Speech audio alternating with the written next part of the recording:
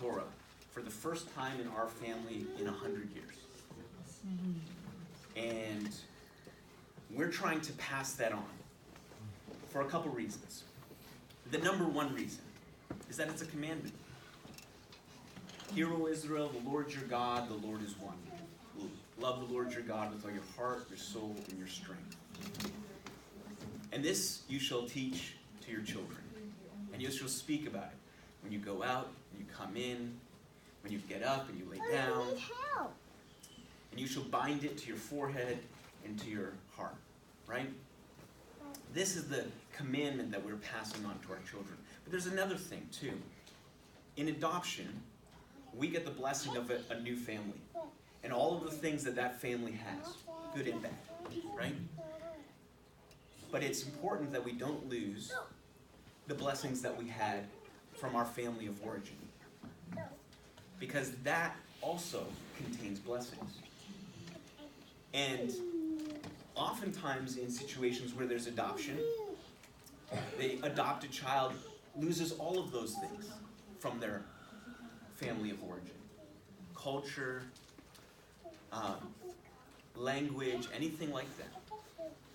And what scientists find out is it's actually healthy for children of adoption to participate in those things that their culture has passed down to them. To find they may not be able to find their family of origin, but if they can find their culture of origin, it's important to pass that down. And so for us as a family, this is a rediscovery moment, right? These bar mitzvahs and bat mitzvahs are a rediscovering moment. Because every generation that moves further and further away from Miriam Katz, further and further away from that baby orphaned in Tel Aviv 100 years ago, has the potential of losing the blessings that she had just by virtue of her birth. And so by doing these things, we are inviting our children back into those blessings. We're inviting them back into our family of origin and saying there's blessings on the family that we received through adoption, but there's also blessings from the family that we have left through adoption. There's nothing magical that's going to happen today. If you've never been to a bar mitzvah before, you're going to hear language that you might not recognize. But there's no incantations. There's no special mystical thing going on. We are literally inviting young men and young women up to read God's Word.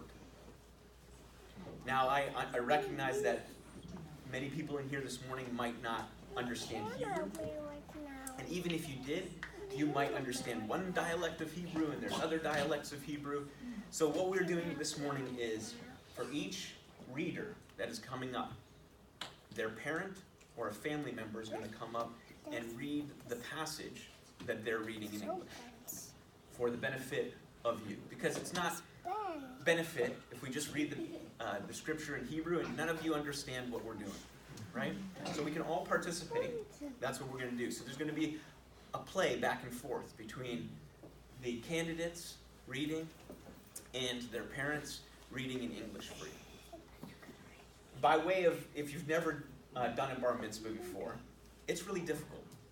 They have to learn an entire new language. But not just a new language, an entire new alphabet. Entire new way of reading from right to left and not left to right. And then we ask them to come up here and touch a scroll that's hundreds and hundreds of years old that they've never seen before. They've never touched before. And we ask them to do all of that without vowels or punctuation. So it's really, really difficult. So we do things, we sing it, we chant it to help them memorize. And we recognize that everybody's memory is at a different level. So I want to let you know, as I had the privilege of teaching them, all of the candidates have done an excellent job learning Hebrew. How they sound this morning has to do with whether they did an excellent job at memorization, right? They really did. They learned how to read Hebrew. They learned how to do biblical translation. So we went through passages and learned how to look at words and figure out what the sentence means, because the sentence structure might not be the same in English and things like that. They learned all of that over the past several months, And to put it on top of that, they did it all through a video chat online, without the help of a teacher being there when the computer went off. Which is like when your kid comes home with advanced algebra and you have no idea what they're doing. So thank you to all the parents who have been diligent with their children, even though they had no understanding of what was going on, to make sure their children practiced and read and read and read and read and read over the past several months. But they're all going to come up and they're going to look at the Torah scroll for the first time. And they're going to read their portion to the best of their memory for us. And then they're going to pass it on to their parents to read it in English. So that's what we're going to do this morning. And we just thank you for coming here, participating with us at this special moment in their lives and a special moment in the life of our family. So thank you very much.